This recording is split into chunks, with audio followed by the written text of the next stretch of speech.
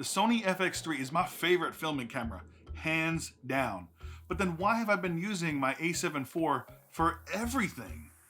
Yes, the FX3 is a great overall film camera with its, well, then there's the A7 IV. But is it really better than the FX3?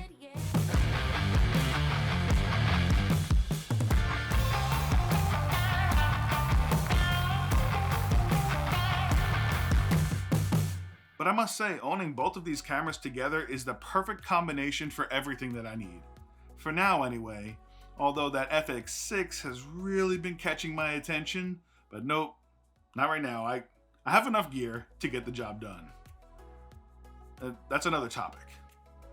But that's not why you're here today, is it? You're here to see if the A7 IV tops the FX3.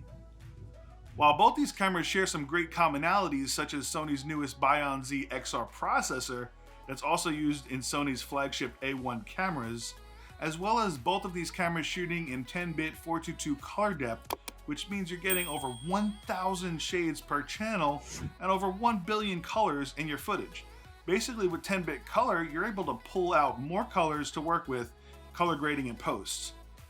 But in a way, I feel that these cameras have less in common than they do in common.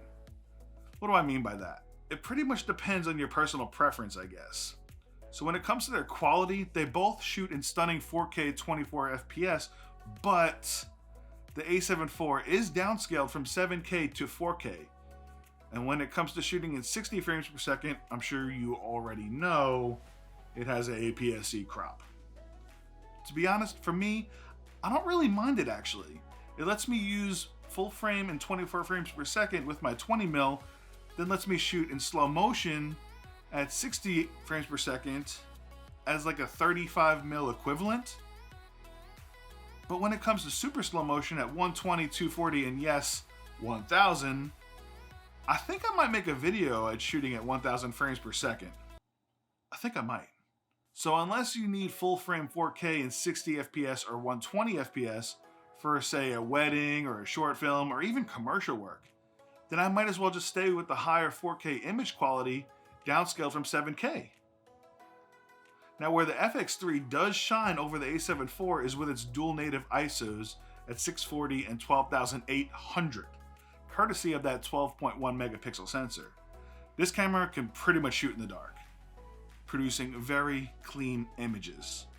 Now the A7 IV is no chump either, with its low light capabilities having a back illuminated sensor, but it's that dual native ISO that really gets me on the FX3.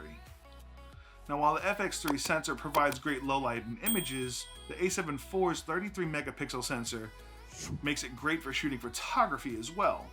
Where the FX3 sensor lacks in photography, the sensor is just way too small.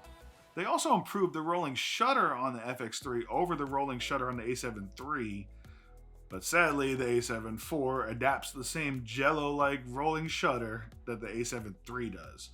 But the A7 IV has focus breathing compensation, which unfortunately the FX3 does not.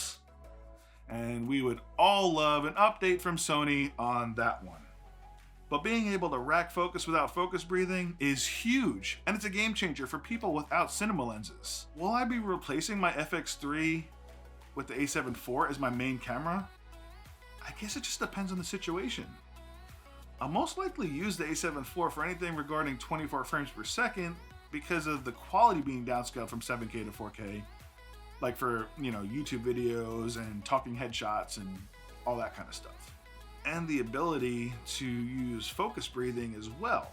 But if I really need full frame in 4K and 60 or 120 FPS or even 1000 FPS, I'll definitely be breaking out the FX3. That's it for this week's video, so be sure to hit that like button. It really helps grow this channel, it really makes a difference. And if you really want to become a super subscriber, make sure to ring that bell icon after subscribing.